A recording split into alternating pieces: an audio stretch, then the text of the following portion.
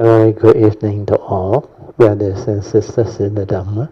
Today is Tuesday, 15 April 2025. So, as usual, we will be continuing our sharing from this book, the wonderful Dhamma Lotus Flower Sutra. And we will be continuing from where we stopped. I think we are at page 690. The new edition may be another page number. But anyway, we will continue from where we stopped. So as usual, let us gather, then we shall have our physical puja. Let us now compose our mind, develop the faith, saddha, virya, that mindfully we shall commence the puja chanting. 南无本师释迦牟尼佛，南无本师释迦牟尼佛，南无本师释迦牟尼佛，南无观世音菩萨，南无观世音菩萨，南无观世音菩萨，南无阿弥陀佛，南无阿弥陀佛，南无阿弥陀佛。南无弥勒佛，南无弥勒佛，南无弥勒佛，南无药师佛，南无药师佛，南无药师佛，南无普贤菩萨，南无普贤菩萨，南无普贤菩萨，南无地藏王菩萨，南无地藏王菩萨。南无地藏王菩萨，南无佛菩萨，南无佛菩萨，南无佛菩萨。阿拉汉萨玛萨布多巴嘎瓦，布当巴嘎วัน当阿比瓦提米。สวากาโตภะคะวะตาธัมโมธัมมังนามัสสามิสุปฏิปันโนภะคะวะโตสาวกสังโฆสังฆังนามามินะโมตัสสะภะคะวะโตอะระหะโตสัมมาสัมพุทธัสสะนะโมตัสสะภะคะวะโตอะระหะโตสัมมาสัมพุทธัสสะนะโมตัสสะภะคะวะโตอะระหะโตสัมมาสัมพุทธัสสะบุตตังสรณังกัจฉามิธัมมังสรณังกัจฉามิสังฆังสรณังกัจฉามิดุติยัมปิบุตตังสรณังกัจฉามิดุติยัมปิธัมมังสรณังกัจฉามิดุติยัมปิสังฆังสรณังกัจฉามิตติยัมปิบุตตังสรณังกัจฉามิตติยัมปิธัมมังสรณังกัจฉามิตติยัมปิสังฆังสรณังกัจฉามิปานาติปาตาเวรมณีสิกขาปดังสมาธิยามิอาดินาดานาเวรมณีสิกขาปดังสมาธิยามิกาเมสุมิจฉาจาระเวรมณีสิกขาปดังสมาธิยามิมุสาวาทาเวรมณีสิกขาปดังสมาธิยามิสุราเมรยามัจจาปมาดัฏฐานะเวรมณีสิกขาปดังสมาธิยามิกันนะสารปดิเทนะ Dipena tamadang sina Tiloka dipang sambudang Pujayami tamonodang Ganda sambara yuttena Duppena hang sugang hina Pujaye pujaniyang tang Puja bhajana muttamang Vanna ganda gunopetang Etang kasuma santatin Pujayami munindasa Siri pada sarohe Pujemi bedang kasumena nena Punnena matena cha hotu mokhang Pupang milayati yata idang me Kayo tata yati vinasa bhavang Adivase tuno bante Paniyang parikapitang Anukampang upadaya Patigan hatu muttamang Adivase tuno bante Pale parikapitang Anukampang upadaya Patigan hatu muttamang Adivase tuno bante Bojanang parikapitang Anukampang upadaya Patigan hatu muttamang. Now we shall chant our puja aspirations based on our understanding of the significance of all these puja offerings. Offering of light. May this offering of light to the Buddha brings forth and conditions to illuminate our mind and help arise the needed clarity and understanding to dispel our ignorance therein. Significance of offering of water. May this offering of pure, clear, cool water lead us to the pure, clear Dhamma that cools and doses off the fires of all defilements within our mind. Significance of offering of incense. May our morality, virtue, and understanding shine forth far and wide, just like the fragrance of this incense, which we are offering to the Blessed One, who is perfect in wisdom and virtue. Significance of offering of fruits. May this offering of fruits remind us of the Dana Parami of generosity and the fruits of our karma, so that we will diligently strive on with heedfulness to attain the path and fruition as soon as possible. Significance of offering of flowers. May this constant offering of flowers to the Blessed One strengthen our faith and constantly remind us of the impermanence of this body, so that we will diligently and sincerely strive on to cultivate Sila, Samadhi, and Panya, leading to ultimate liberation, the born-free Nibbana. Making of oral aspiration.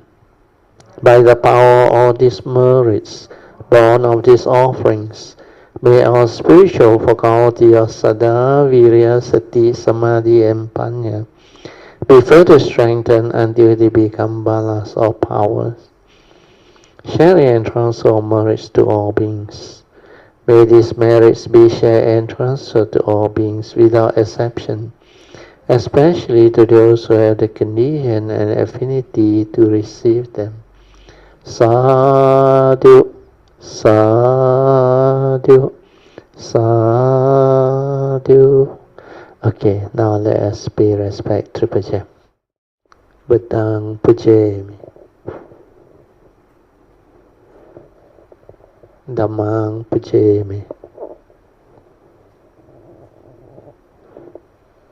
Sanghang Pujami.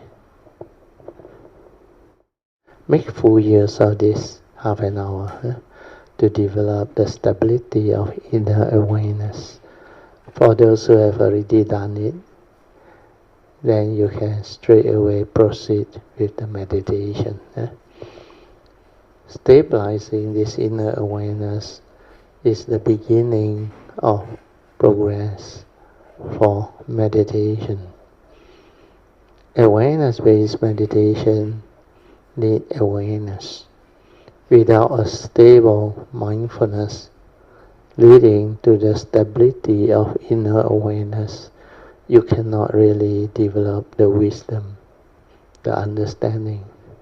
So awareness-based meditation is what sati-based meditation is all about. Without sati, you cannot understand the Dhamma. Your sati is a spiritual faculty. Without sati, there is no mindfulness within. And without mindfulness, you cannot stabilize it to be in a state of ever mindful, constantly meditative. So without sati, you also cannot be heedful.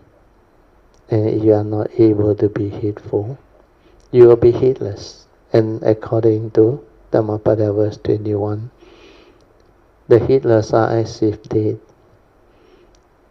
Because heedfulness is the path to the deathless. The heedful never die. Whereas the heedless, they are as if dead. And heedlessness is the path to the dead. Understanding this is very important.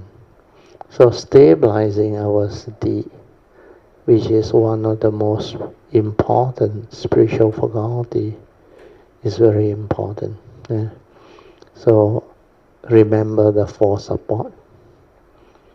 Just relax the mind is the first support, body and mind.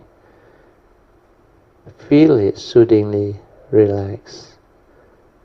Relax means no problem, at ease, without stress. No need to do anything, no need to know anything. Just be in a state of relaxed inner awareness. Then maintain the awareness within. The awareness is not a thought. When you are without thought, the natural state of mind is already aware. You are not able to be aware because you think a lot. You are lost in thought. So this understanding is very important. So maintaining a relaxed state of body and mind, then maintaining awareness is very important. Means don't think, don't try to do anything. Don't even try to know or perceive or do any of those thought activity. But when you do that, your thinking, sankhara activity, thought movement, they will arise. And when they arise, that become your mundane mind, which is dependent, originating, condition arising, causal phenomena. It's not your true mind. Your true mind is without thought, without sankhara activity, and without the aggregates. It's just pure awareness nature within.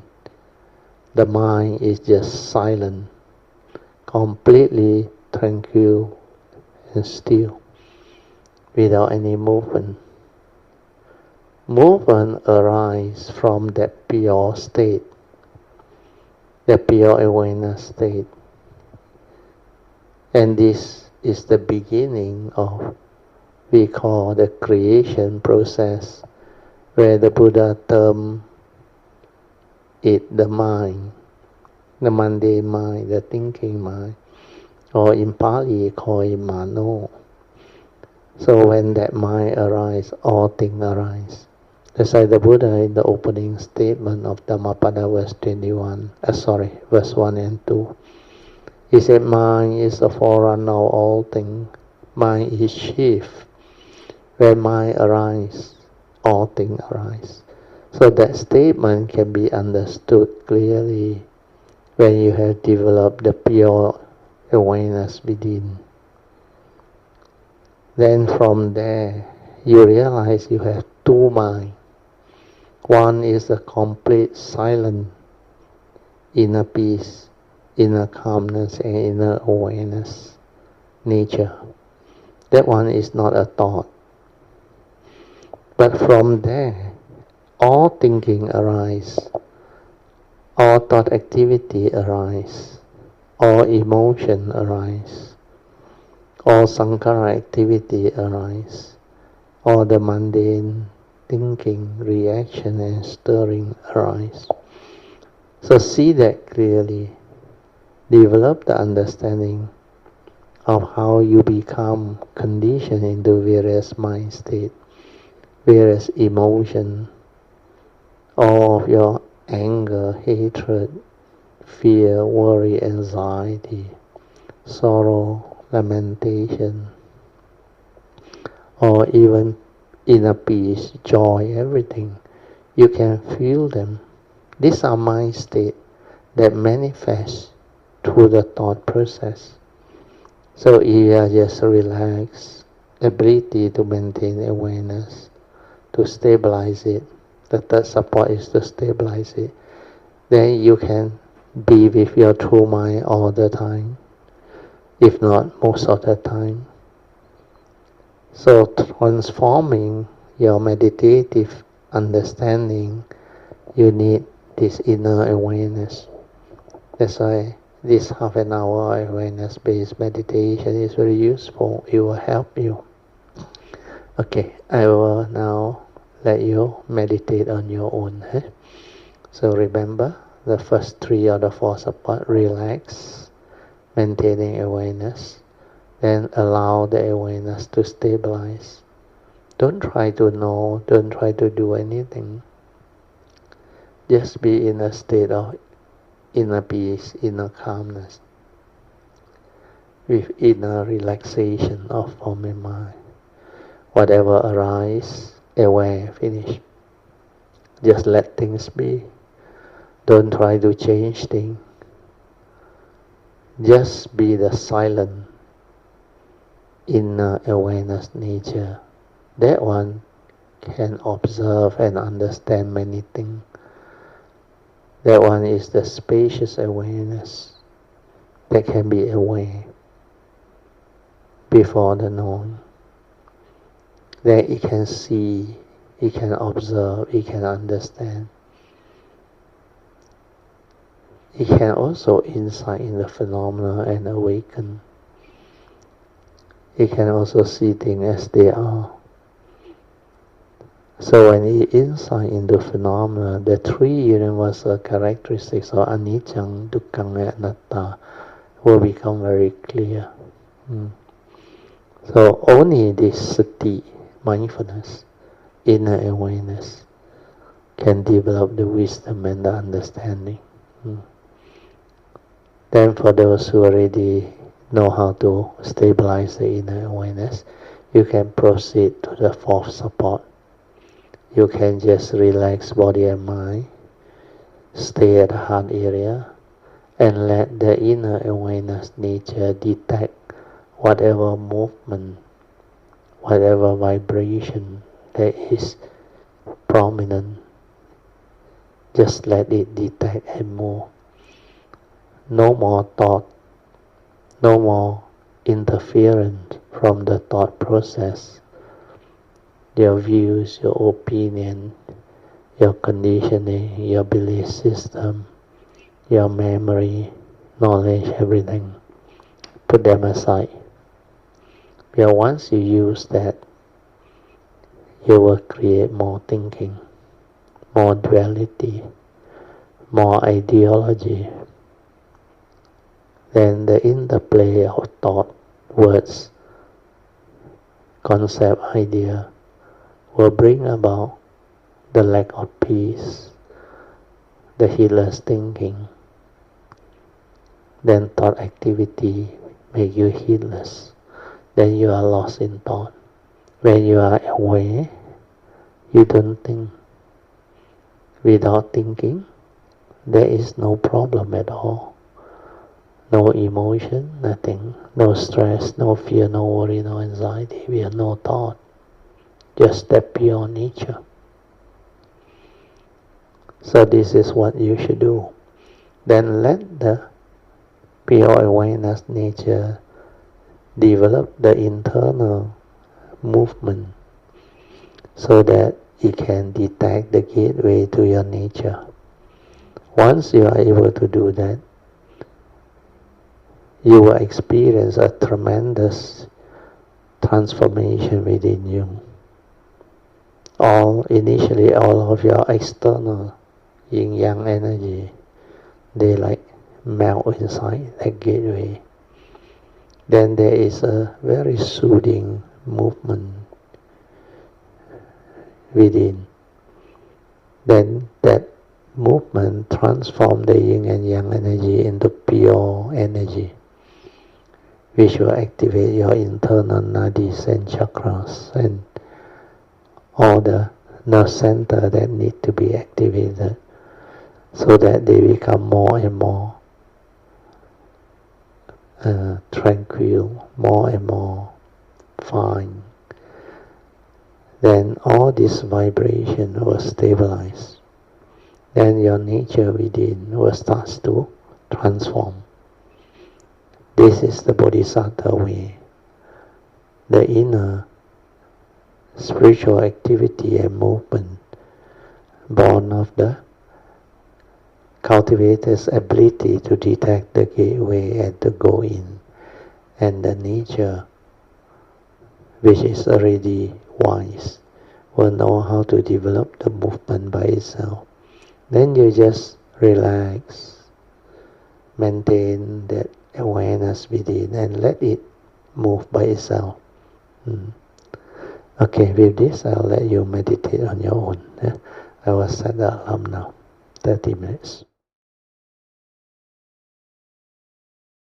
Okay, you can slowly, mindfully come out of the meditation.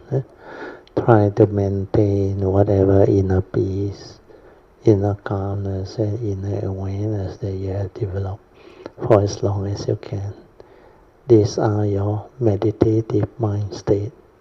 Your inner awareness without thought is your true mind. So awareness-based meditation is to develop the stability of it so that you are most of the time just aware inside without thought.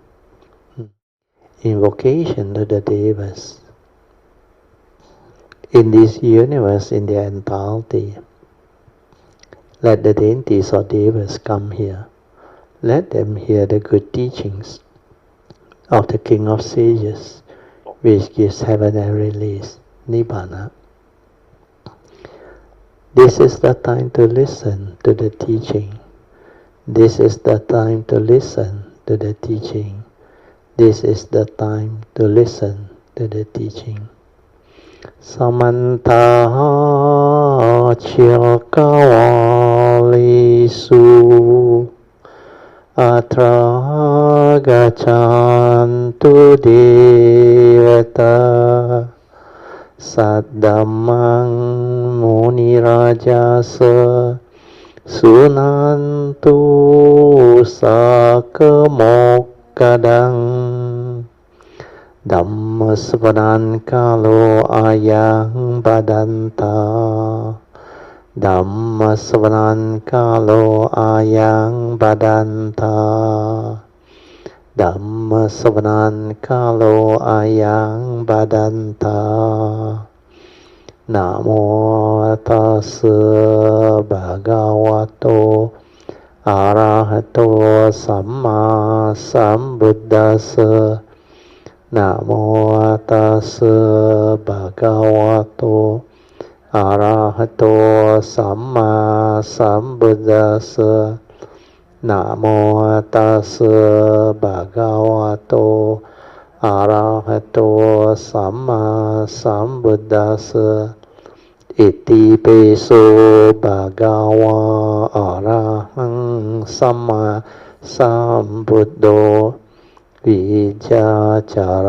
ณสัมปันโนสุขโตโลกวิดูอนุตตโรปุริสธัมมสารติสัตตาเดวามนุสานังพุทโธภควติสวากาโตภควตาธัมโมสันติติโกอะกาลิโกเอหิปัสสโกโอปานายิโกปัจจตังเวดิตาโภวิโนหิติสุปฏิปันโนภะคะวะโตสาวกสังโฆอุจุปฏิปันโนภะคะวะโตสาวกสังโฆญา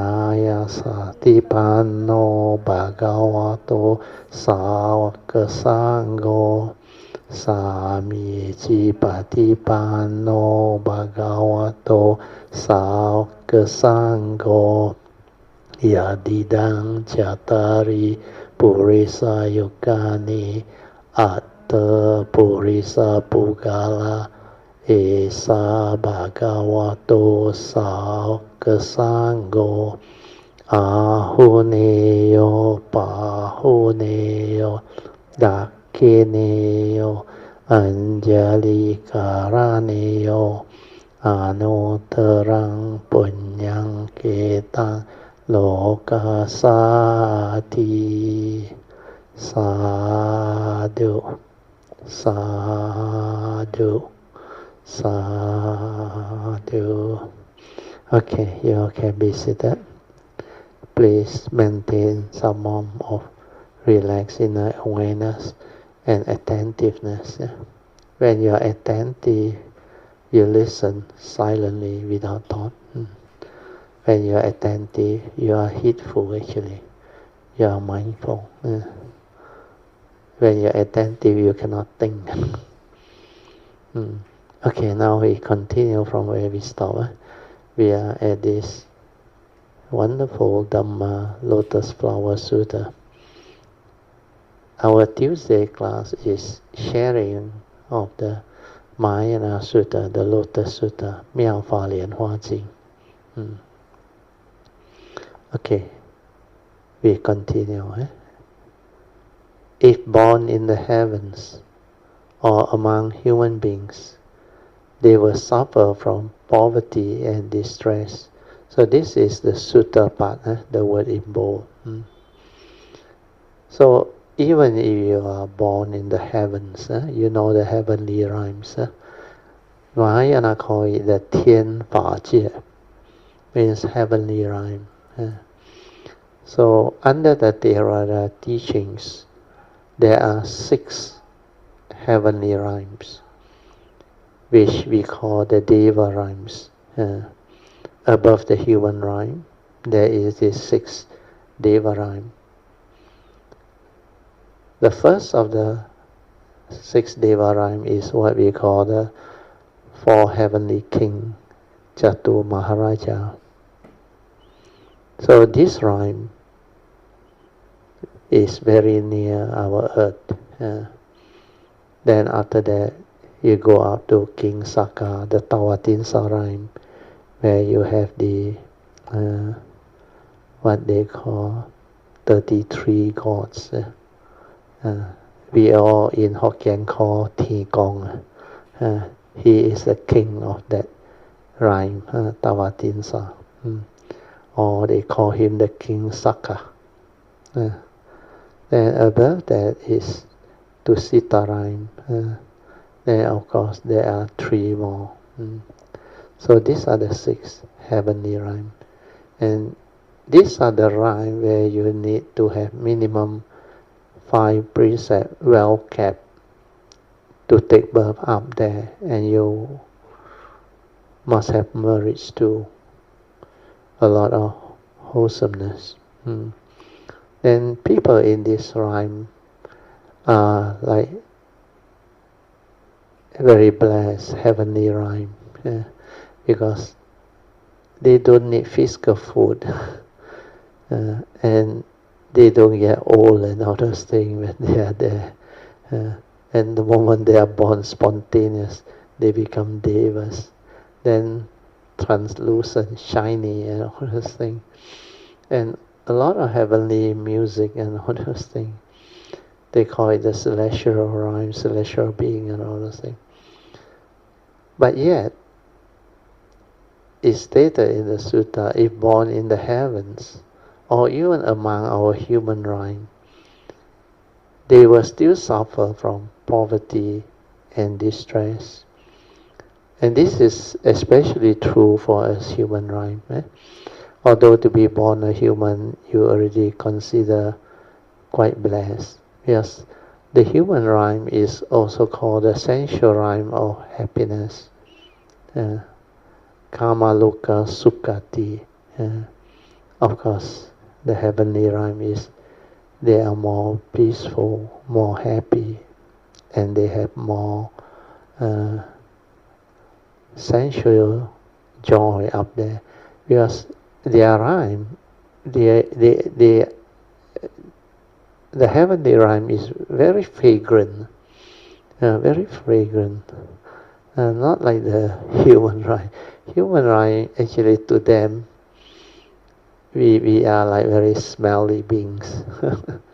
That's why sometimes you cannot blame the ladies or the men for putting on perfume and all that thing.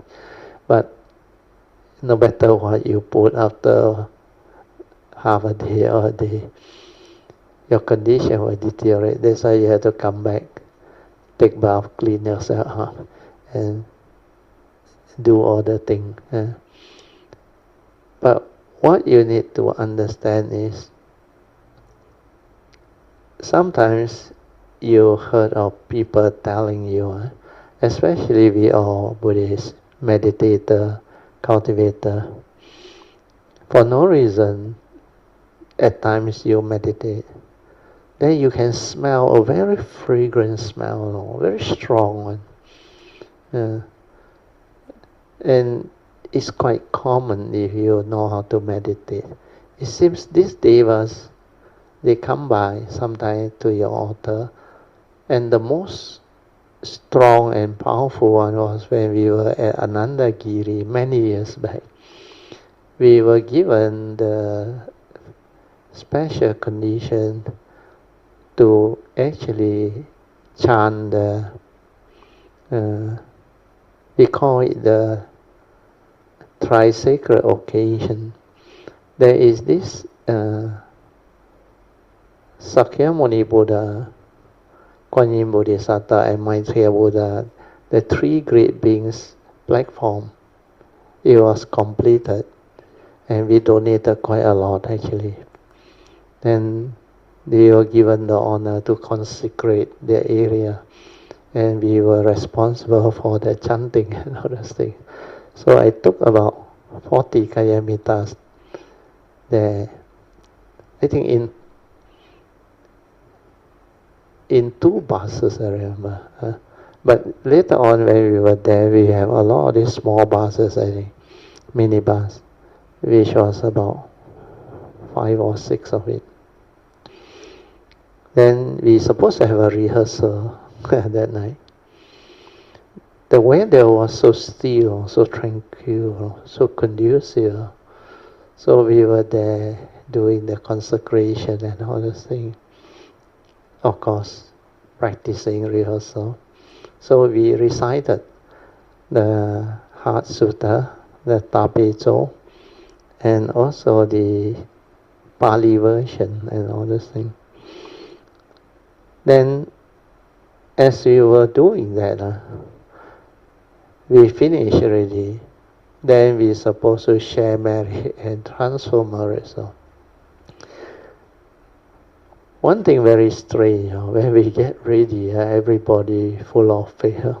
So when we were about to do, suddenly there is a very strong perfume smell, very, very strong. I had never sensed it so strong before. It came so strong. So we did the thing. Then after that, I think we saw Ajahn Achalo came. So at first I thought, maybe the strong perfume or fragrance must be something he brought on the way that we smelled. But when he arrived, he didn't bring any of this, no flower, nothing, just 2 statues. I remember one for me and one for Teng Xiong Sifu, I think. Then after that, one of Kayamita over there, she is also joining us at the retreat this year also. She's a lady. She has this ability to see, the non-humans and all those things. After that thing, he came to me, he's so excited. He said, Brother, you know what happened or not? I said, yes, now. I say, what happened? I only know the smell very strong. He said, yeah. He said, before you start, he said, the transformer, he said, all of them came down and was behind me, He said, then all the Kaimita in front. No wonder the smell was so strong, the fragrance, the perfume. Then immediately after I finished, all went up. He said, first time she witnessed like that, she also don't believe her eyes. Then later on, I think, I checked with a few more Kayamita. All of them smell very strong, the fragrance. Because they all, when they come down, they are from those rhymes that are full of those type of fragrance, the perfume. That's why we are taught by the Buddha why we need to burn incense and all those things. Actually, it's not the burning of the incense. We all our smell, the incense fragrance and the perfume and all those things. That's why got people pass away or what. The Buddha also say, bring along some incense and perfume so that they put around. Then the Devas actually can come near. Otherwise, we got a type of smell which to them is not so conducive for them to smell. But this type of Dhamma protector Devas, they are different. They know we are cultivator, then they got a lot of joy and they will come down. So all this, you will experience them. And sometimes even at the retreat, many occasions, you will be able to smell them. When they are around, they have this fragrance. So anyway, it's just for people who want to develop the faith and the understanding. So no need to be curious or excited over this thing, but you can rejoice. You can send merits to them, transfer merits, or rejoice with all their wholesomeness and all those things, because there must be something that attract them to bring them down and all these things. Especially when you are at this spiritual way place, retreat area or what. There are beings, especially the heavenly realm and cultivator, then sometimes their nature, they manifest. Okay, go back to the book, the sharing part. Okay, now I know why I share this with you. Born in the heavens and among the humans.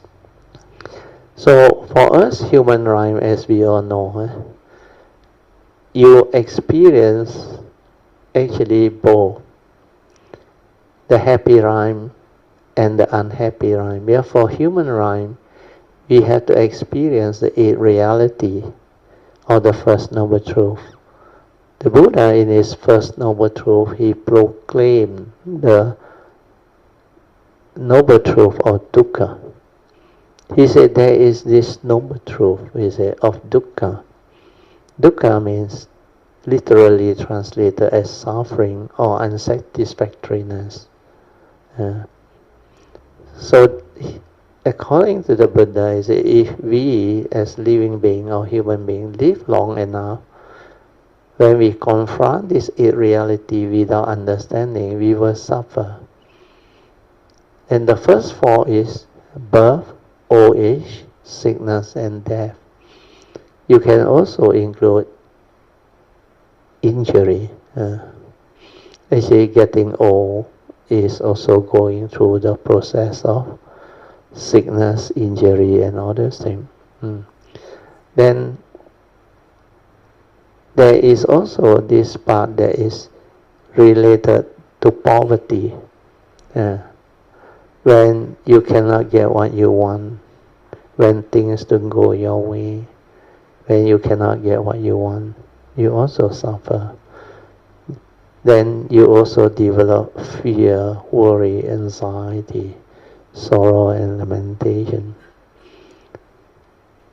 Then the fifth reality is when there is separation from our loved ones, from the thing we hold on to dearly, our wealth, our property, our possession, our whatever business that you have built up, or the thing that you believe you own. Then the other one is when you are with people whom you don't like, or you are not able to get along with.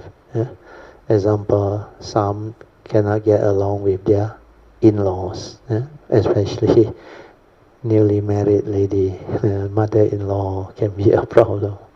Then step-parent, they may not care for you like their own children because they are your step-mother or father or parents.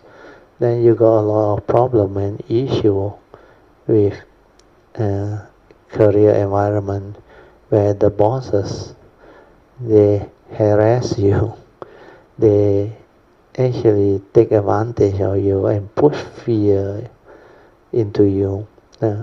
So management by fear and what they call there's another word, what is it? Fear and what? They put fear into you and they harass you. Fear and harassment. So because they know you work for them, you need the salary. So they give you a lot of pressure, stress. So when you have people whom you don't like, this type of people, then sometimes in the school, there are bullies and all those things. Then sometimes in the public civil area where you happen to meet up with gangster, police, or some of these government personnel, especially immigration side, customs side, they may also give you problem. So these are the people who a lot of people have a tendency to fear them, especially bullies and all those things. Then the last one which the Buddha mentioned is, he said, in short, he summarized, it is due to our own sakkayaditi, self-delusion, that condition us to grasp and cling onto our own form and mind, which he classified as a fine aggregate of form and mind, which is the cause of suffering. You believe this is real, this is you, this is a permanent, unchanging entity that you can cling onto, grasp onto, and say, this is me, this is I. Therefore, all this that I managed to accumulate or own belongs to me. And then there is sakkayaditi, self-delusion, not having the mindfulness to see clearly that all these are dependent, originating causes and conditions that manifest and evolve according to law of nature. When there is condition for it to arise, it appears like it belongs to you, like you can own it, possess it, have it. Then of course you can use it. But sometimes when the reality strikes, when causes and conditions no more, it was separate from you. And separation can be very traumatic, according to the Buddha. He said, especially people who encounter nature's disaster, like recently, the Myanmar earthquake. I think quite a lot of that. Earlier on, the tsunami. Then we also have major war crisis, economic crisis, and all those things. So when this thing hit, a lot of people lost their wealth, lost their loved ones. Then it can bring about a lot of suffering, misery. Then separation can also happen in terms of relationship failure. When you have married couple or spouse who cannot continue with the relationship and they want to divorce or due to whatever reason, then even the unmarried one also will not be able to escape. Sometimes boyfriend, girlfriend relationship, they may decide not to continue or they decide to dump you. So during this time, there's a lot of mental agony and suffering. Then from love, it becomes hatred, anger, jealousy. So all these are the suffering that come from separation. Can be relationship, and can be separation from ownership and other things. So this reality actually hit a lot of people. Then of course old age and sickness. Then the reality of birth. Also a lot of people affected. So this reality is a noble truth that can condition suffering. The Buddha said, you don't have the Dhamma understanding. You cling and grasp onto the five aggregate of form and mind like our physical body. You want it to be forever young, don't get old, don't get sick and don't die. It's not possible, because this is not what the nature's law can give you. Because this one, physical body of ours, goes the way of nature. It will experience birth leading to old age, sickness, and finally it will die. Whatever that is born will finally die. In between, it will grow, decay, be diseased, and go through injury and suffering. So these are realities. You cannot escape. So without the Dhamma understanding and the wisdom, you will attach, you will cling, and you will become afflicted, miserable. Then the sorrow, the lamentation, the fear, especially disease. Nowadays, a lot of traumatic disease, even cancer, stroke, AIDS, heart attack, and many other type of possibility like accident, car accident, kidnapping. Then nature's disaster can bring about a lot of suffering to living beings. So this first noble truth, reality, is the one that causes suffering, misery. So now we go back to a note so you will understand. If birth in the heavens or the human rhyme, among the human rhyme, when you confront the eight reality without the Dhamma understanding, they will also suffer from lack of understanding. And sometimes their karmic conditioning bring about poverty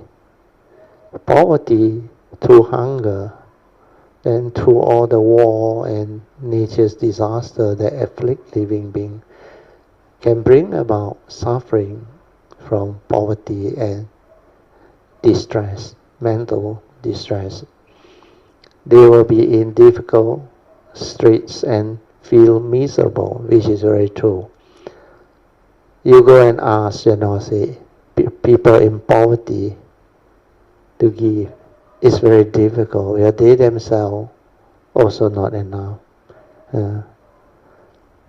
Sometimes during what they call war condition, when there is famine, riots, or what we call pandemic. Then sometimes flood.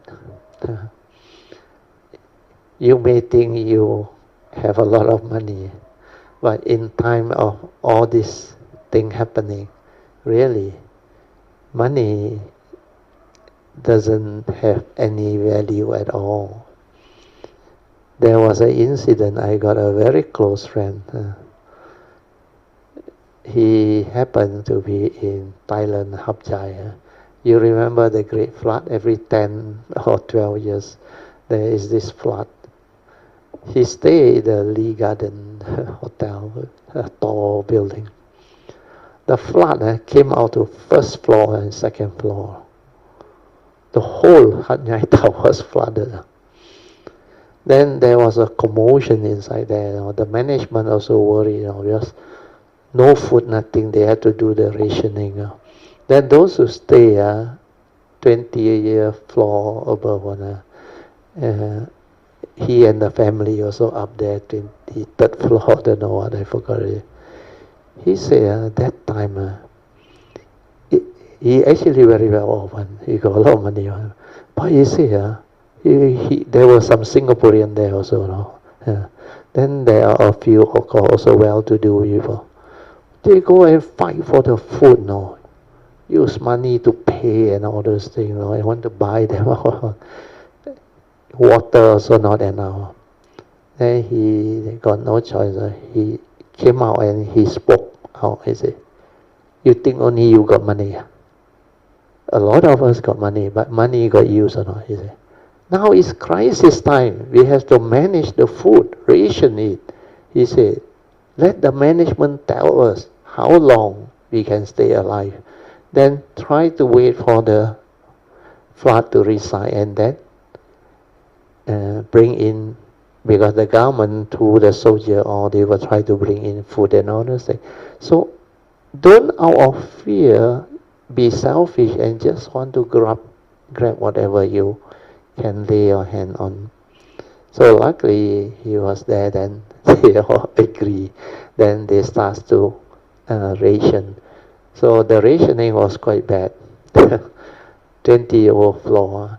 The mother very old, cannot come down. So he got to, with the wife and the children, help to take the water and the food out. Although not much, they're rationing. Then luckily his handphone was working. He managed to call a Thai who is a very good friend of his. He every time go there, he will hire his taxi and take him around. So he has known him for many years. So this guy, luckily, he very experienced and very helpful. He knows Sam can afford to pay. He said, "You don't worry." He said, "You wait." He said, "Tomorrow, by next morning, I will bring the sampan," he said, the boat. "I take your whole family out." So after that, he luckily, because his car was parked onto a higher ground where the flood cannot affect it, by this Thai guy. But he at first parked at the hotel, we have been gone. Then he used a sampan and took them, the whole family, out. Then he asked them to take the other route. He said, "You go further north, then go the other road and go out of Thailand." He said, "Go back to Malaysia." At first he was thinking, go to Bangkok, take a flight also, never mind. So it was quite bad. So when you go through this, then you will understand the reality of life and existence. Because sometimes condition is like that. When you are at this, what they call places where you cannot find the food, what can you do?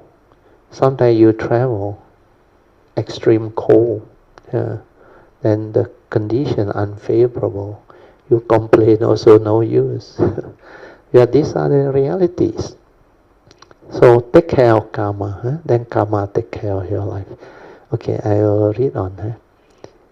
Even if they want to create merits or develop wholesomeness, they do not have the means. We are too poor, understand?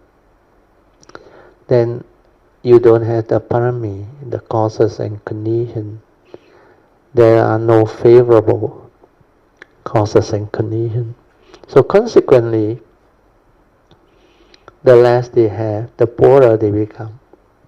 The poorer they become, the less they have. Pretty soon they have nothing at all. No house, no land, not a single possession that is of any value. Once cultivators have money, on the other hand, the more they have, the more they receive. This money is not material, it's spiritual wealth. Why? It is because they practice dana parami, giving. The more they give, the deeper their good roots or dana parami is, and so the more wealth they will have. You reap what you sow. You plant the seed of wholesomeness, you will reap the fruit of wholesomeness. Actually, when you understand the teaching, is the opposite of what normal human being perceive. When we think we donate, we give. We are giving actually. But when you understand the Dhamma principle behind the nature's law of giving, it's like you reap what you sow. Do good begets good. Do evil begets evil. So that giving is actually your dana parami. The more you give, the more you will receive in the future.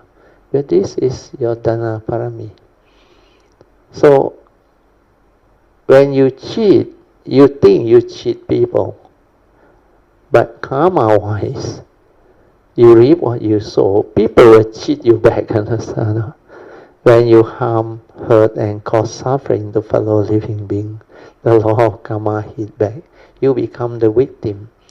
So all this understanding is very, very profound, very difficult to come to an understanding, to practice it. Most people are selfish and stingy. You ask them to donate. It's like cutting off a piece of skin or meat from them. It's like, unless of course, when they already have the understanding and they have the means, of course they can become generous. But it's not easy to be generous when you don't really have much to yourself. So that aspect of charity, or what we call dana parami, is not easy to do. There is a Jataka story, during the Buddha's time.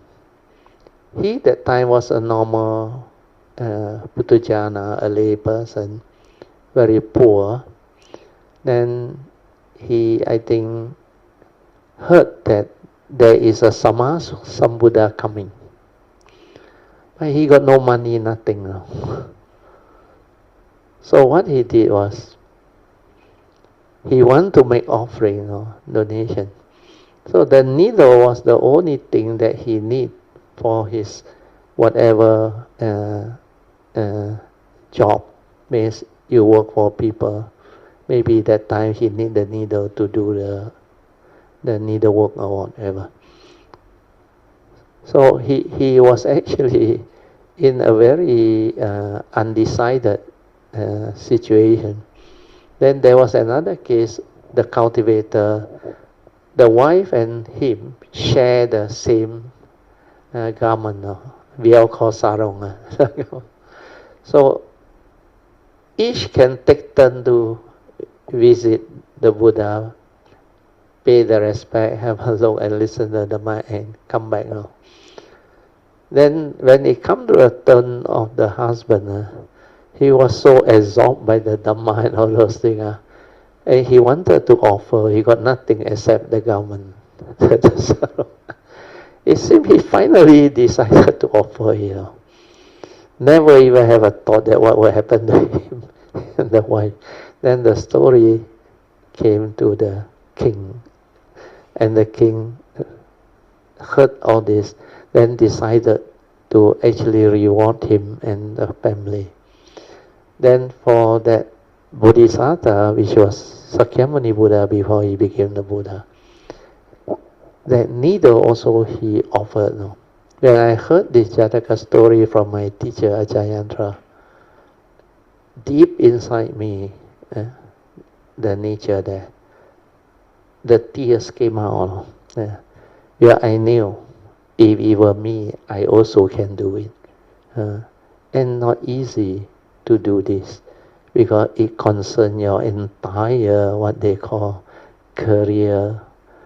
Able to, that is the giving, the Dana Parami, where it tests you at the highest level. So it seems Sakyamuni Buddha, during his final test, he has to give away the wife and the children. Because the test was by, I think, there was a King Saka, I don't know what. So all this, you can actually bear witness from the sutta itself. So understanding all this will let you understand why the Dhamma is opposite of what normal human beings think. So not able to understand the Dhamma will not give you the ability to live that type of life. Because when you have the understanding, just like what Shenhua mentioned, you go back to a note. You see, it's mentioned here, the more you give, the deeper your good roots are. And so more wealth will come to you.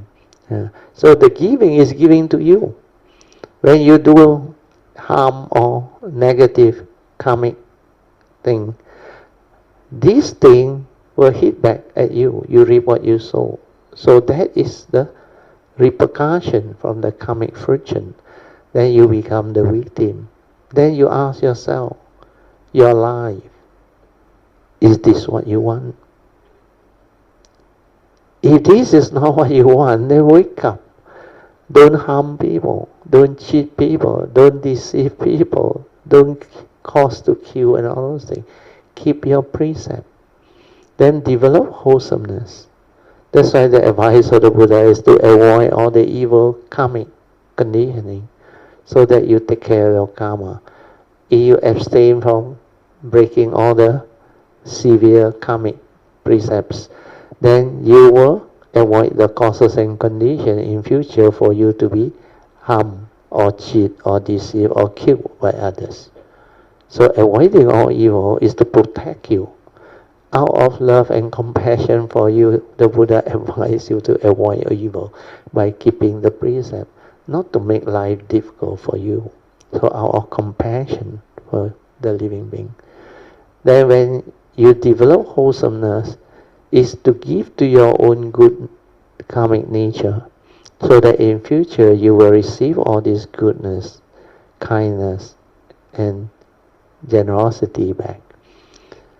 So understanding the teaching is very, very different from just having knowledge of what that thing is. When you have knowledge, you cannot do where you don't have the understanding. But the selfish tendency is there.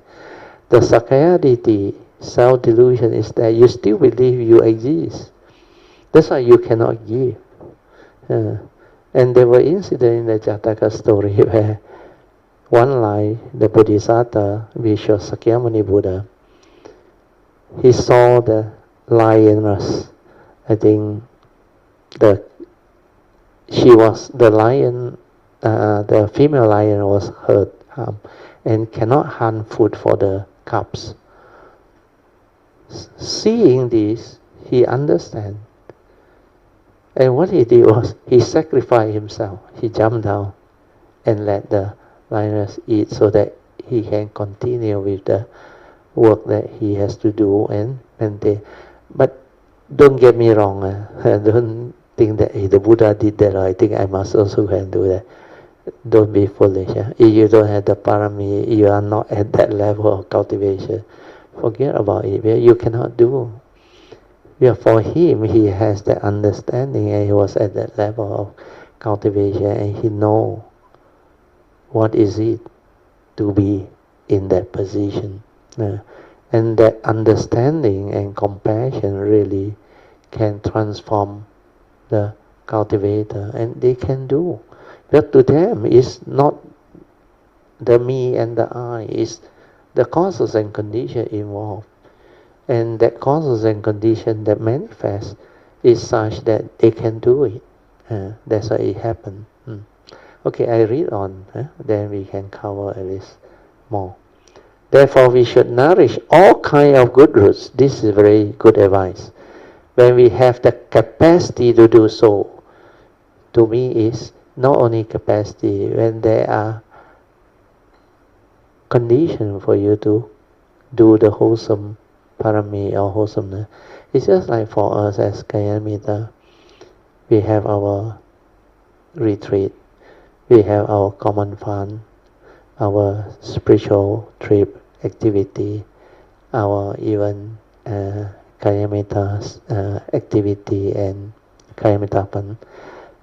And we make use of all this to develop a lot of wholesomeness. So you have the causes and conditions, you can partake, that is your blessing.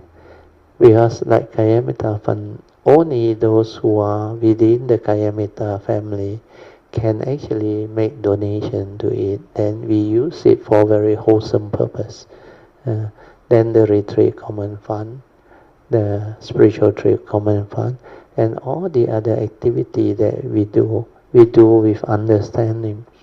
And it helps Kayamita one way or another. Those who have understanding, you have the means, the capacity, why not? Because after your breath stops and you die, you cannot carry anything along. So while you have the causes and conditions, do your part. Because this one come back to you, it's not you give away like that. But don't get me wrong, I'm not encouraging you to. Because we don't need much money. Our Kayamita fund is very healthy. We have a lot of fun. I never even go and approach people, but they just donate.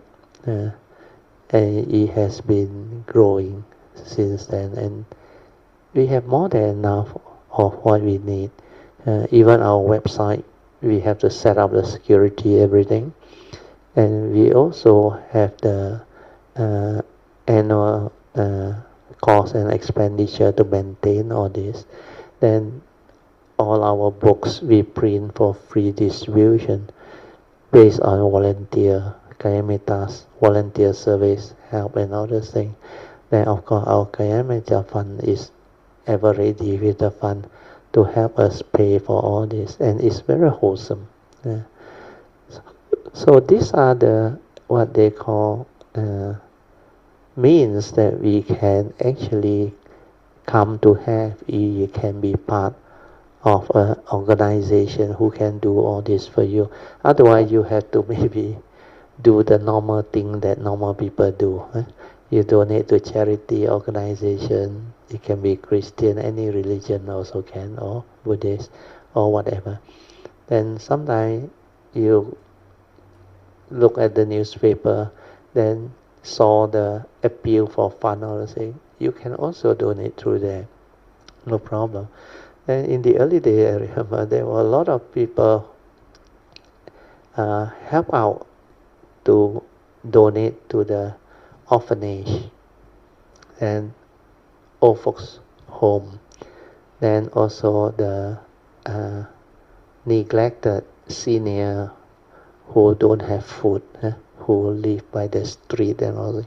So now there are a lot of Sumerian, good Sumerian doing all this. So all these are the other way where people can do. If you happen to see the goodness in them, like Suchi, or you can go and make your donation. They also have their own parami. And sometimes, like my father, he like to donate to school, Chinese school and other things. Then he like to donate to all this really genuine.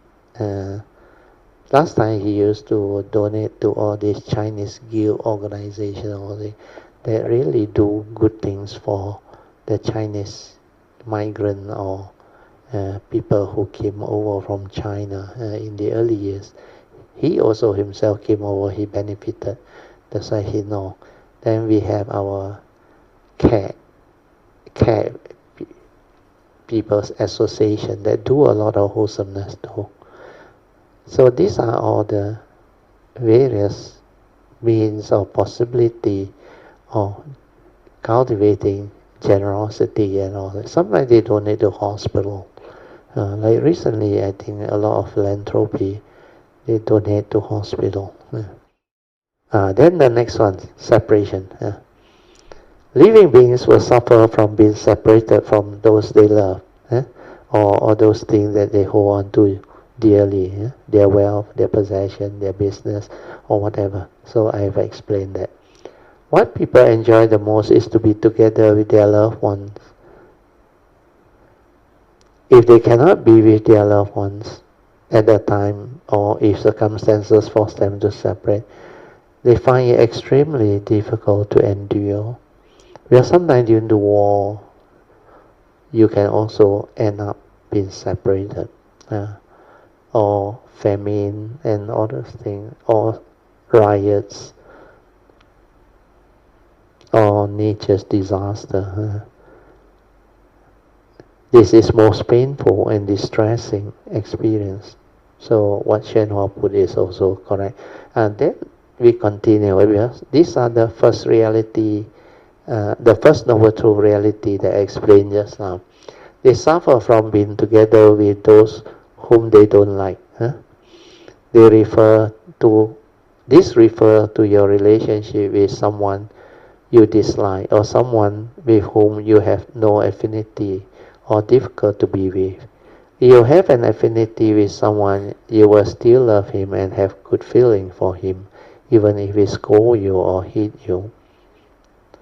If you have no affinity with a person, even if you praise him and compliment him, friendly feeling will not develop, where they can feel it. You might be praising him, but he will think that you are mocking him. If you say nice thing about him, he will think that you are being sarcastic. When there is no affinity, misunderstanding occurs.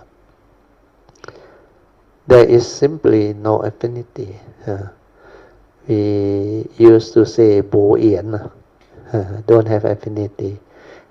You must have affinity with Triple Gem. That's why you must take refuge with Triple Gem. Then you don't worry. No matter how good you are to him, he will continue to despise you.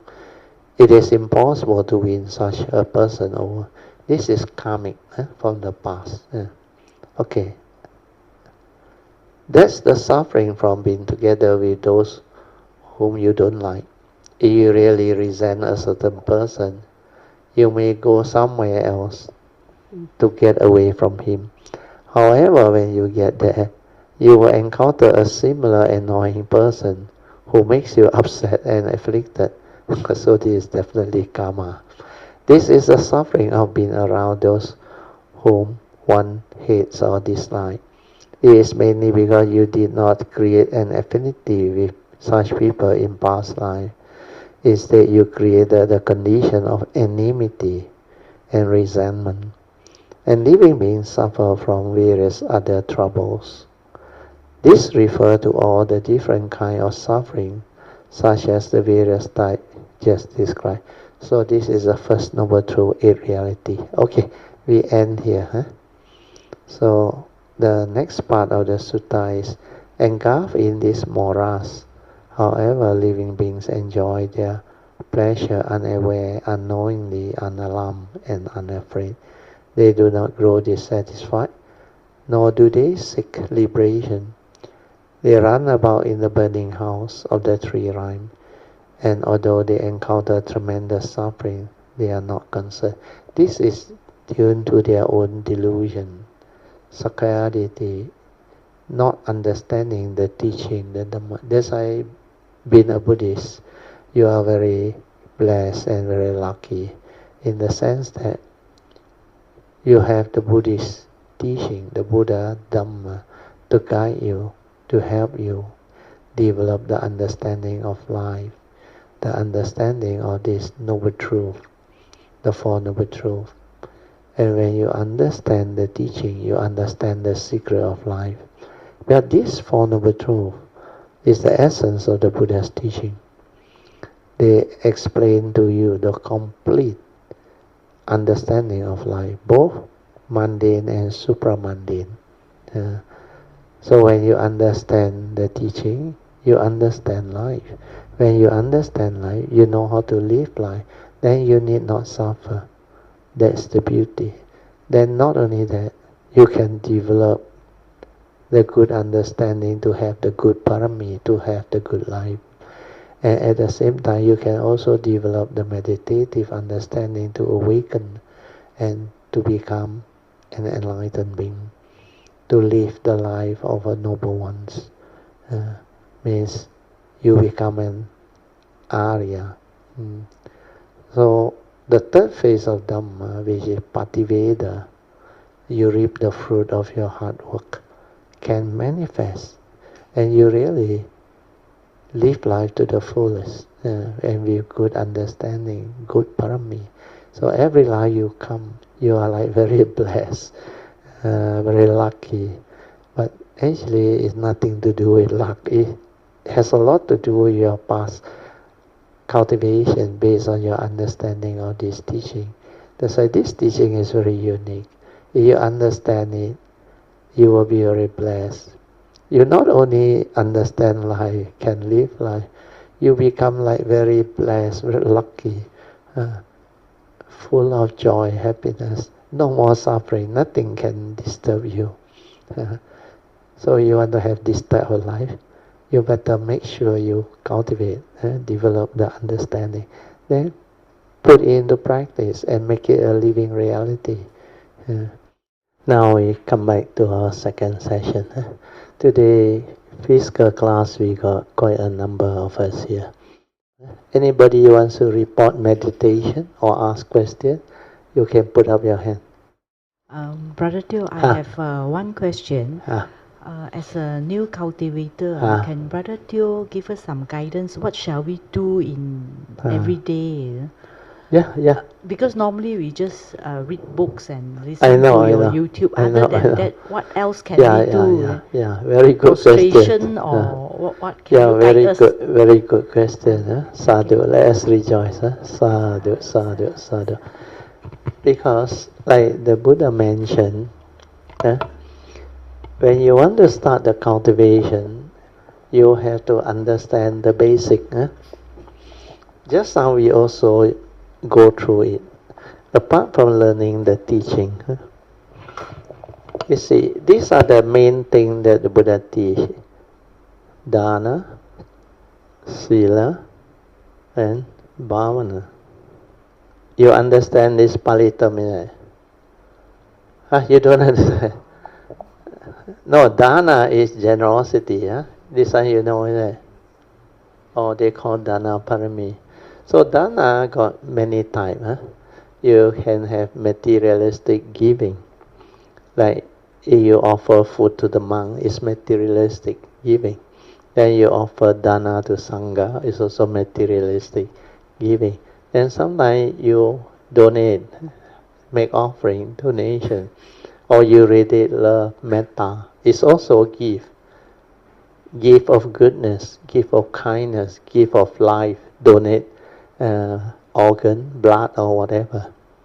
Then there is another one, the gift of truth, like we share the teaching, the Dhamma, and people receive it, understand it, benefit from it. These are all very meritorious. So to the Buddha, he said, you must first cultivate Dana Parami, or generosity Parami. And this one just I explained, there are many ways to do offering, donation, gift. Sometimes you radiate your kind thought is a type of giving. You don't need to have money or materialistic wealth. If you have the means, if it doesn't hurt your pocket too much, if you can do goodness, wholesomeness, it will come back to you. So this is something where you have to apply your own understanding and wisdom to do it. Do not be a good-hearted fool. You know what is good-hearted fool or not? Well, nowadays a lot of this bogus salespeople or whatever. They prey on your generosity. In Malaysia, at one time a lot. You go to a coffee shop and eat. I think within the half an hour or so many come in. Nowadays they try to stop already. You don't see them so often. Last time because Malaysians are too generous. So all this are what we call, when you have the Dhamma understanding, got condition to do, only you do. You don't simply do. Where people will make use of your so-called good-hearted fool attitude to actually come and ask for money or donation from you, then or ask you to buy things. So you encourage such activity, it will end up, you also will become involved in like part of the activity. So in future, it has its karmic too. Because instead of helping the right people and doing the wholesomeness, you've been like cheated and etc. or deceived. And all these things has its own what they call karmic repercussion. It's like you may not know.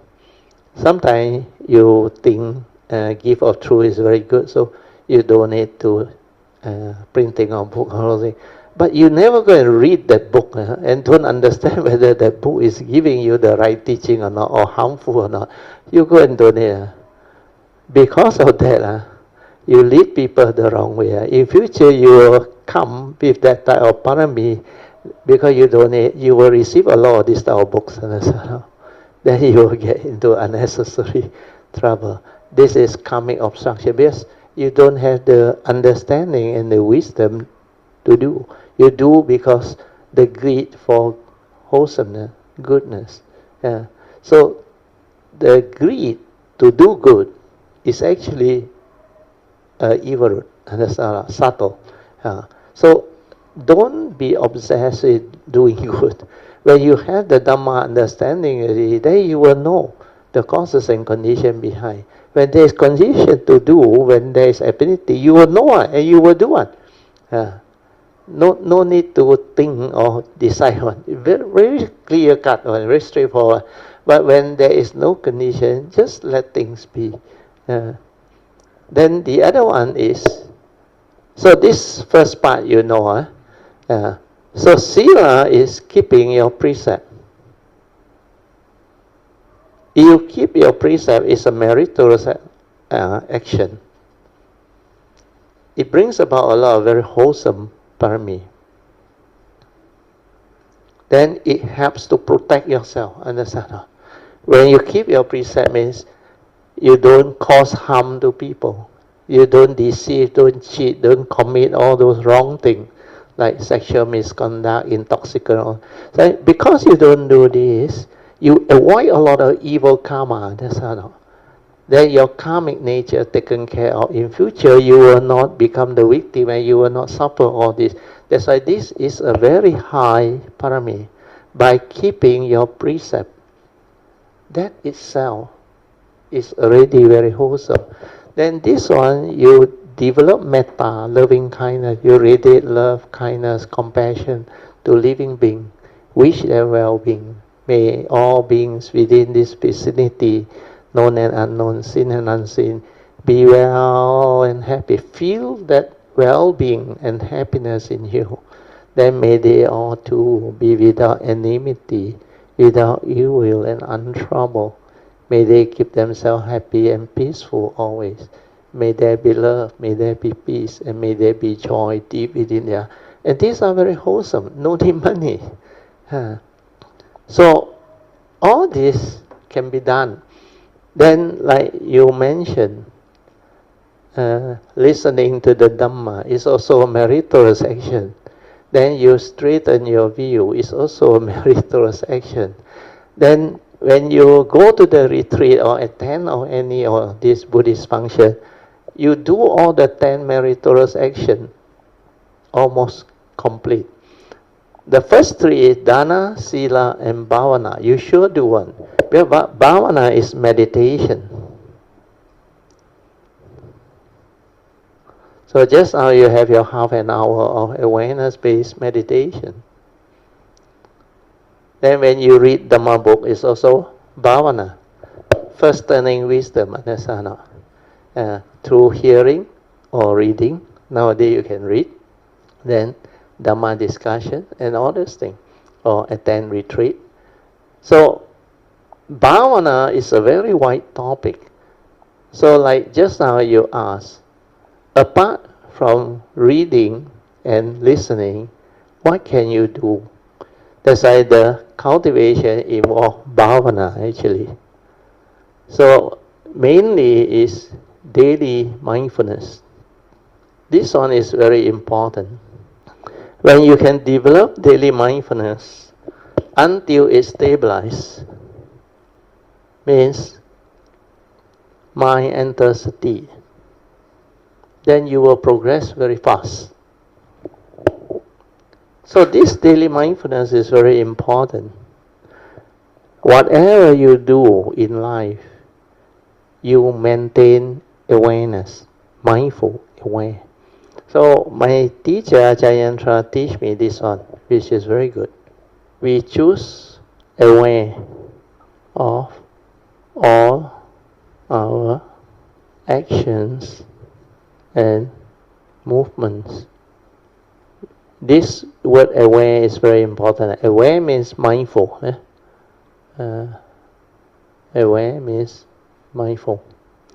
We choose aware of all our action and movements in the present moment. Means like the Buddha mentioned in his Satipatthana Sutta. Under Kayanupassana, standing aware, walking aware, sitting aware, lying down aware. Then all the what they call intermittent movement, connecting movements between these four postures, means sati sampajana, mindfulness and clear comprehension of all activity, means this one. My teacher teach me. He said the highest meditation, he used this word, highest meditation. So this one, when he told me it's the highest meditation, I got a shock on my life at first. It was in the year 1988 and 87 or 88. I realized, I tried.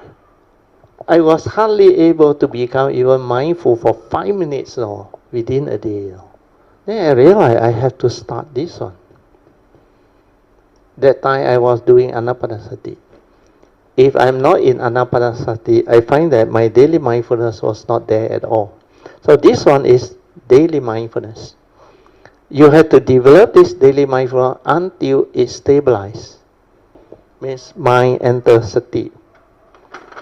So what you need to do is, if you are a working person, career, or you are a housewife, or if you retired, also can.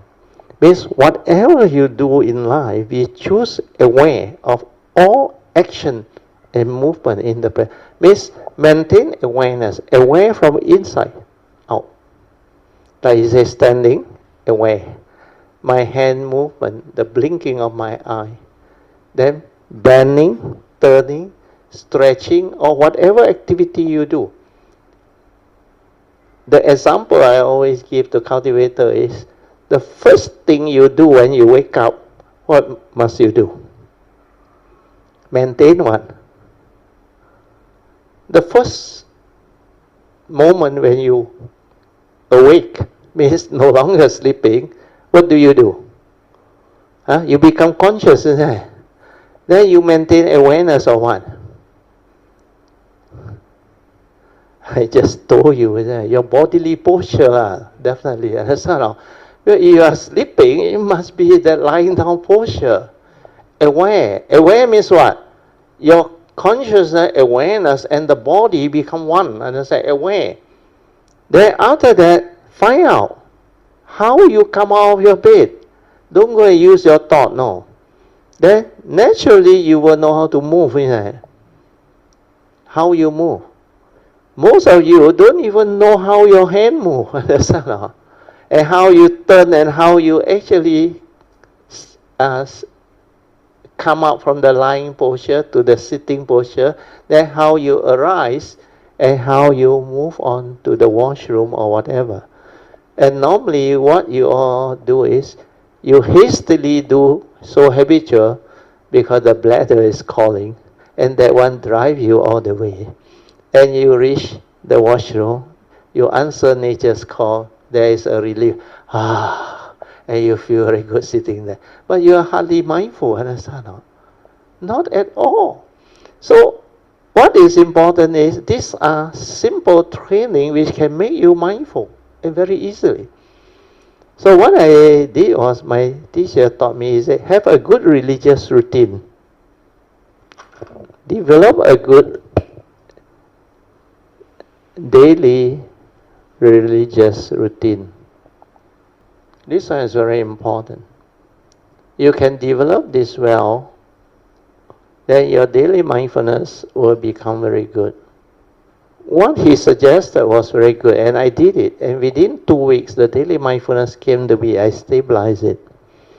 He said, every morning when you wake up, the first thing you do is, of course, like I mentioned just now, from the bed, you aware. Then all your movement you aware. Then you go and answer nature's call first. That is the first thing you have to do. Then after that, you need to brush your teeth, clean yourself or whatever. Even brushing your teeth, there is a lot of things involved on now.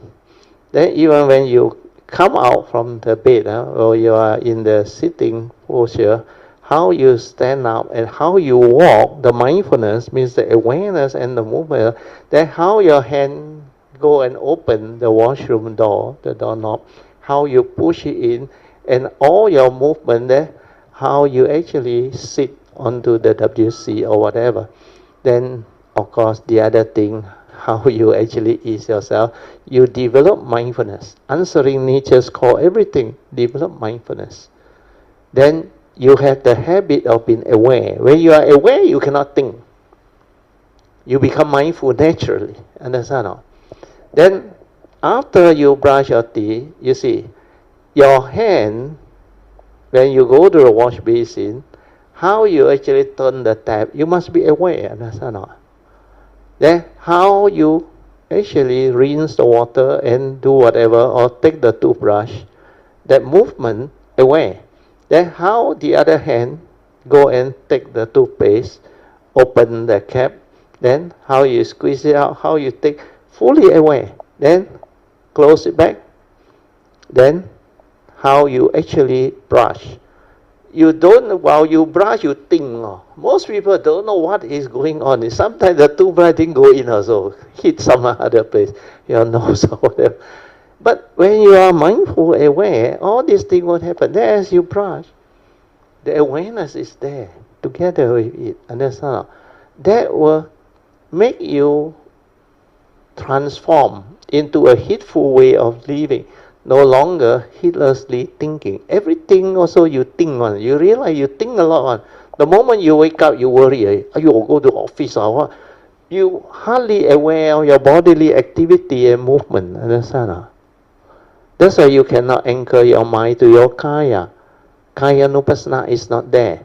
Then what you're supposed to do is, first thing after you finish your cleaning up or whatever, go to your altar.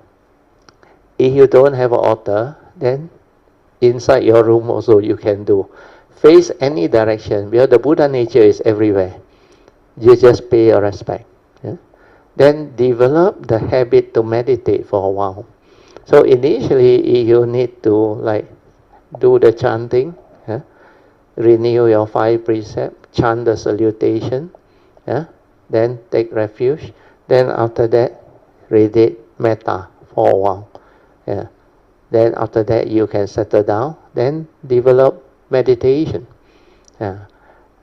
But if you already know how to meditate, you already passed the phase of doing metta, you can just relax, maintain awareness, silent. And let your mind develop the tranquility of mind, the stillness of mind. until the awareness nature become very clear to you. If you do that, sometimes all this 20 minutes, maximum 30 minutes, you become very calm, very beautiful, very tranquil. Then after that, you realize all your movement activity is like, now you start to see them now. Then all your blinking of your eye activity, your turning movement, everything is like you are doing it with awareness now. Then before you leave your house, pay respect to Puja. You go out, you go to the temple, first thing go to the altar, pay respect, mindfully, with awareness. Then when you walk away, you go to your car, you take the car control or whatever, away. Then how your hand open the car door and how you move it, fully away. Then how you sit and how you adjust your seat if you need to. Then how your hand on the steering, then how you start your engine. You are not lost in thought. Everything mindful away. You can do this, you will progress very fast. And in the retreat, easier to do because you are on your own. You are not involved in activity that wants you to be part of your worldly life activity where you got a lot of duty to attend to. At the retreat, you already have the conducive condition for you to actually develop the full-time training of your mind to meditate. So Dana, Sila, Bhavana is very useful. Then the 10 meritorious action I didn't finish just now. See, Dana, Sila, Bhavana is the first 3 meritorious action. Then listening to the Dhamma like what you do now, or you listen to the recording, the video or something, is a meritorious action. Then you straighten your view, which is also a meritorious action. So 5 already. Then you share merit. You transfer merits. 6, 7. Then after that, you can also develop what they call a lot of other wholesomeness, like service to the community. Means you help out in the Kayamitta activity. Like this retreat, there is a committee that do all the work, that help us organize all these things, including the what they call duties. All the duties that you do at the retreat is service to community. Then there is a group that help out in the meditation hall, the cleaning and all those things. Then the offering of all the fruits, the dana, what they call significance of all these dana offerings. Then help out in the kitchen. Then all your duty list. Now we got helper to help you. You don't have to wash toilet. Last time you need to wash toilet. Then corridor cleaning and all those things. Then at the same time you can also rejoicing, sadhu. You rejoice is a meritorious action. Then you can also like the gift of truth. Like when you find certain type of teaching very useful, very good after you have understood it, then you can actually recommend to others to read it or to practice it. You don't have to commit yourself, understand? You just sincerely say, I find this useful, interesting, it has helped me. You can have a look. Not until you have personally developed it and understood it and very, very sure, then you no need to go and promote. Even if you have the understanding, you will also not go and promote. You will see whether that person got condition or not. Well, not everybody can actually have the affinity to come into contact with the teaching and to have the ability to appreciate and receive it. Not easy. That's why I don't go and promote or encourage people. I actually, when they come to me, I actually caution them. I tell Kayamitta, you make sure they want to come, otherwise don't bring them. Because it may have karmic implication. because they may have their karmic obstruction from the past. And even they come, sometimes they cannot understand and they cannot receive because of their karmic obstruction. So if you bring them, sometimes it can cause them more harm. But you know that they are sincere after sharing with them, then they feel that they want to come. Then okay, you bring them. Yeah, both of these cases, they somehow got affinity. Either have affinity Kuan Yin or with somebody. Otherwise, they will not be here. Or they will come, then they will disappear after 1 or 2 lessons. But for those who really have the affinity and the parami, the moment they come, they know already this is what they are looking for. In fact, a lot of Kaimita are like that. Even Alicia, 16 years of depression, suddenly got one of her good family friend. It came and asked me, but I got one friend, he said, a lot of problems, he said, got this, they call depression, very severe depression, until gastric, suffer a lot. Then like a lot of problem, a lot of issue. He said, but you can bring. I say, you have to check with her. If she really want to come, then no problem, bring. Then surprisingly, after that 2 months, no news. But 2 months later, suddenly he received a phone call. He said, I want to come. He said, she want to come and attend. And then he walked into this door. And that was what happened. Immediately after that, he listened because got affinity with Triple Gem. The first day only, that sharing, like a normal Tuesday class, that I explained the first Noble Truth and the second Noble Truth only. There was joy in her, very slight, At first when he come in, full of fear, very timid and very negative, very eerie on the energy inside. Then when he start to listen, he suddenly realized somebody can relate what happened to her to a teaching that is so useful. That's why he starts to pay attention, he listened attentively. Then I saw towards the end, there is a joy in her. Suddenly he can a little bit of joy, like not so sad already. Then I know, connect already, got condition already. Then after that, he keep on chasing after Sui An for the recording. And he listened for 3 months and put it into practice. Then he slowly came out of it. And now she is very, very good. She can meditate very well. The understanding. And her life transformed. She become completely transformed. And so much joy. Even the husband, the family member, all see the big change in her. Until the husband and her invite me to the house a few times. Then the brother and sister, the in-law, they came and looked at me. They thought somebody like monk or what, but it's not a monk, a lay person. Then they decided to talk to me. Then they even organized a trip for me to go to Japan with them, Hokkaido. That trip was very interesting, very nice. So all these things happen. But by then she recovered already. That's why they see the difference, the changes. And they become very impressed. And they also want to learn and all that.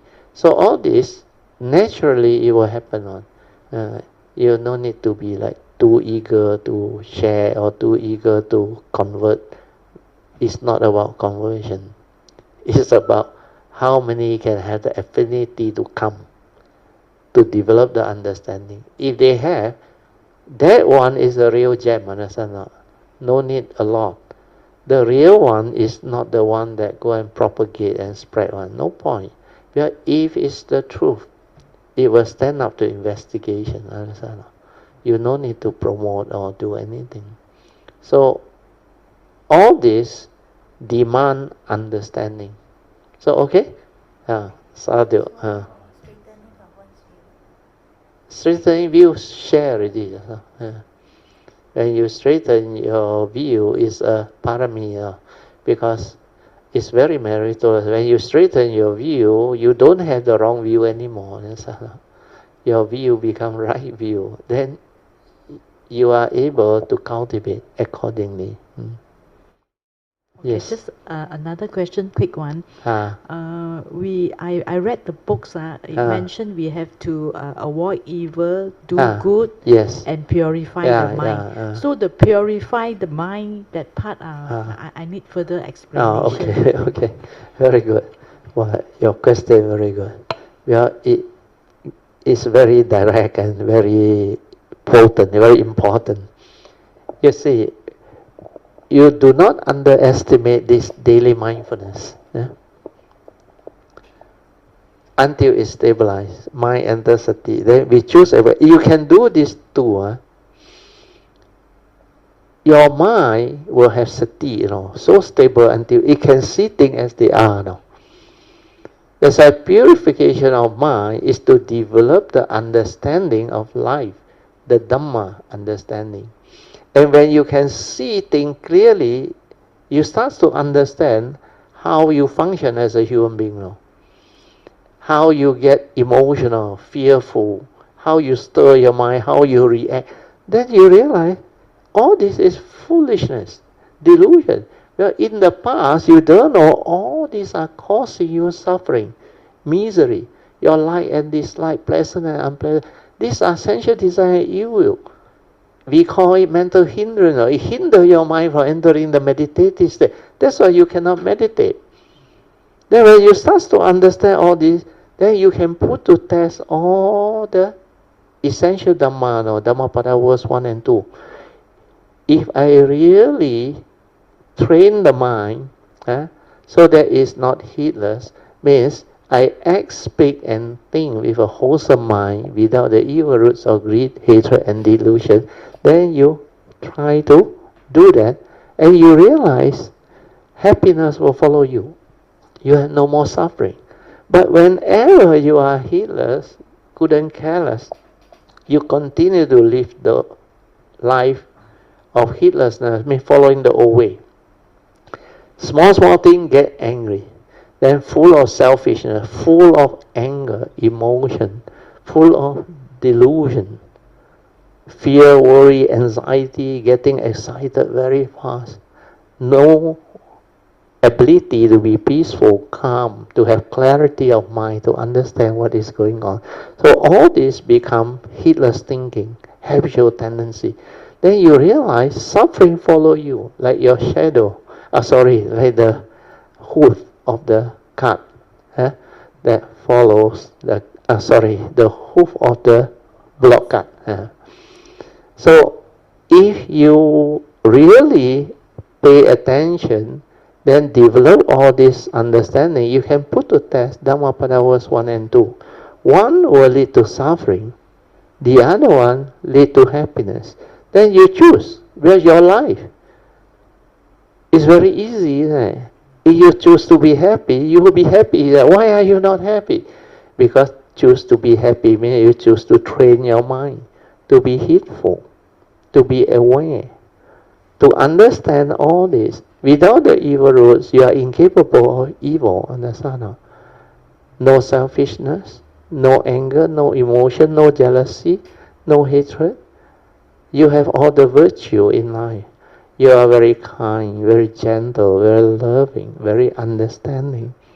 So all these are what they call virtue, wholesome virtue. Like your generosity, your sincerity, your honesty. All these are virtue that has no evil root on. So this is how you develop the purification of mind. Purification of mind is to straighten your view. When you straighten your view, your mind gets purified. Purified of what? The three evil roots of greed, hatred and delusion. You keep on developing the understanding until this one rooted out. No more self-delusion to arise the personality or the egoic mind to be selfish, to be greedy. Well, all this follow the law of karma. the karmic law, the pancha niyamas. There is no being inside. That's why when you understand all this, it doesn't mean that this form and mind doesn't exist, like this breath. It exists, but it's not me. It's karmically conditioned out for me to come to this existential world, to live life with the senses, to be conscious of life, and to develop the cultivation, to fulfill my vow, to do all my what they call activity that I need to do, and to of course go through the nature's law of karma, to experience them, to understand them. Then when I develop the understanding of all this, I understand life and I can live life. And that is what meditation is all about, purification of mind is all about. So when you develop the daily mindfulness, you will progress by yourself. You will see it clearly. When you don't have the heedless thinking, your mind most of the time aware, you have clarity. Then you have understanding. Then you can see things as they are. Then you know why you become like that. How you become like that. Then you tell yourself, this is nonsense. Understand or not? This is delusion. So you straighten your view and you come out of it. No more heedless. You go and train yourself to be aware, to be heedful. So you act, speak, and think with a heedful mind that is free of the evil roots of greed, hatred, and delusion, so that happiness will always follow you. Where you are, with the mindfulness, you can keep your precept already. You can never violate your precept. It's like the step 6 of Avijja Sutta. Then the 3 types of right conduct. Then the 4 foundation of mindfulness. That is how you develop the cultivation. Then the 7 factor of enlightenment keep on arising. Very good. You ask very good question. You and your husband Chan both also very good, because you all have affinity and sincere. And from here you learn very fast like that. So slowly. I think, if I'm not wrong, within the next few months after the retreat, you will become very different. Then your daily mindfulness, remember, today I wanna remember this thing that I wrote. You go back and listen and go through it. It will help whoever want to progress. He will go through this. Especially the daily mindfulness, just I explained one. There is a lady, just now was still online, Cindy. She never met me, but she had been listening to my sharing oral thing for so long, and she did the daily mindfulness on her own. And he followed exactly what I say. And he can understand. Then he developed until the sati come. My teaching becomes so easy to understand, so clear to her. Then later on he determined to come and see me through Sister Ingbi. When he came, she was full of joy. And when she physically attend, she become different again. She came here, then he went to Thursday class. Then most of the time now she is online. That's why people who have the affinity, they progress very fast, they transform very fast. You all very easy, very clean slate. You don't have too much knowledge and complication. And really, that one benefit you. You have been exposed to a lot of this so-called teaching. You will have this type of karmic obstruction that resists new thing. Where you like sponge, haven't absorbed anything. Very easy. And it go in very fast. Like poaching. He just listen attentively and do. And she progress. Alicia, they also say, not much what they call influence for other teaching. A lot of them are too much knowledge. They carry with them. They think they know. Then they listen. So different. Then they don't have the faith also. They cannot understand. I cannot go in. Last night, Sister Yun Chan, he was the first to found me and asked me to come out. It took her very long before she came. Because she very long time got this type of he do the other type one, the so-called vipassana one. Then he do all sorts of exposure to the Theravada traditions, meditation, until finally, many years later, it took her very long. But now she is very good already. She can understand very much better. I think she is also helping another friend of hers from Canada. This time she also attending the friend from Canada, coming from Penang. The lady, I forgot her name. Can you remember her name? Emily, yeah. Correct, Emily. Emily Ko or what? Emily, from Canada. The whole family migrated there. He came and see me many times. Yun Chan brought her. They are very close friends. This time, first time she attend the retreat, like you all. It will benefit you all. Oh, 10:36, we have to end already. So let us rejoice. Sadhu, sadhu, sadhu.